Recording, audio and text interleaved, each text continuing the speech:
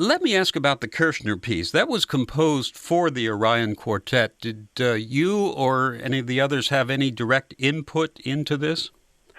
Oh, yes, quite a bit. I mean, in terms of input, we had what we had was a lot of direct contact with the composer. Danny Phillips in our quartet has the longest and most close had the closest relationship with Leon Kirchner, and he was involved in some of the earlier stages when the piece was first being written. He'd go over to Leon Kirchner's apartment, and Leon would play parts of it for him on the piano, and so Danny in particular was directly involved and a witness to the birthing of this piece. Mm. And then when the piece was in final quartet form, Leon did a lot of his composing directly from the piano for starters, and that way he could improvise or create and experience the entire piece and all of the counterpoint of it, because he was a masterful pianist, Leon Kirchner. And then he set about orchestrating the piece for a string quartet. And so then when the piece was all arranged and orchestrated for a string quartet, we worked on it and then went to play it for him and got his very explicit and demanding advice. For those of us who have not heard it, and that includes, I guess, most of us, Mm-hmm. How would you characterize this? I hate to pigeonhole things, but what techniques did he use here? Well, I think it's accurate to say that Leon Kirchner is really a romantic composer. Mm-hmm. Who followed in the footsteps of other romantic and you might say post-romantic composers in the 20th century. He was very much a disciple of Schoenberg, and Schoenberg. I hope that doesn't scare anybody for me to say Schoenberg, because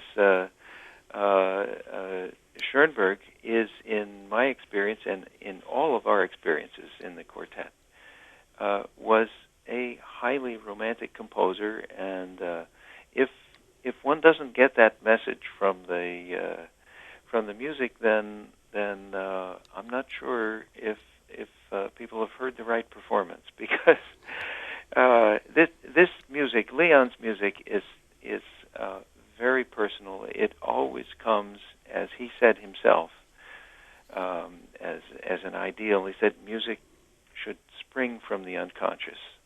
So his music is not intellectual in base. It's highly emotional, very personal, very energetic, and this piece is only about 11 minutes long, and it's all in one movement.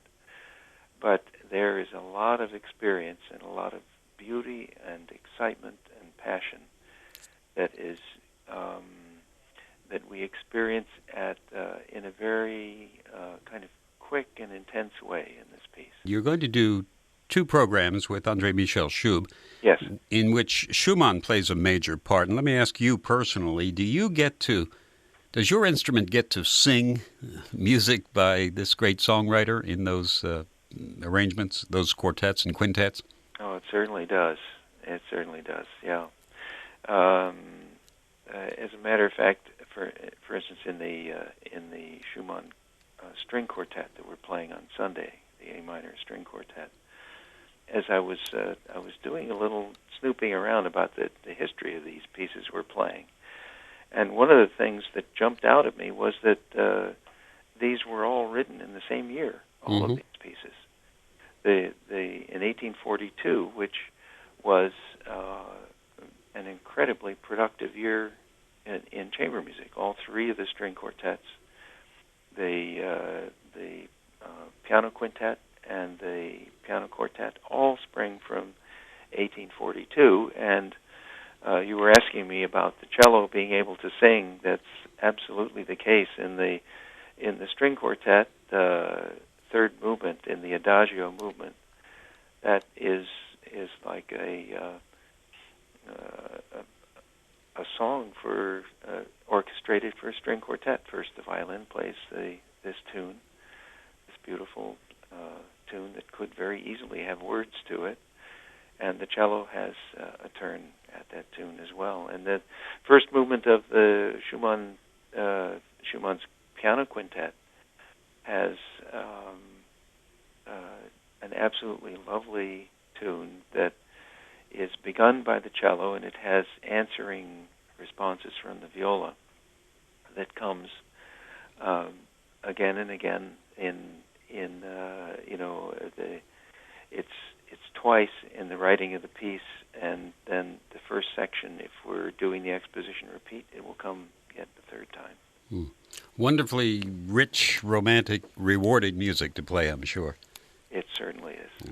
Absolutely. And the piano quartet, I'm glad I didn't forget that, to mention that, because the slow movement of that is really built around the opening section, the A section, which then is a contrasting B section, and then back to the A section.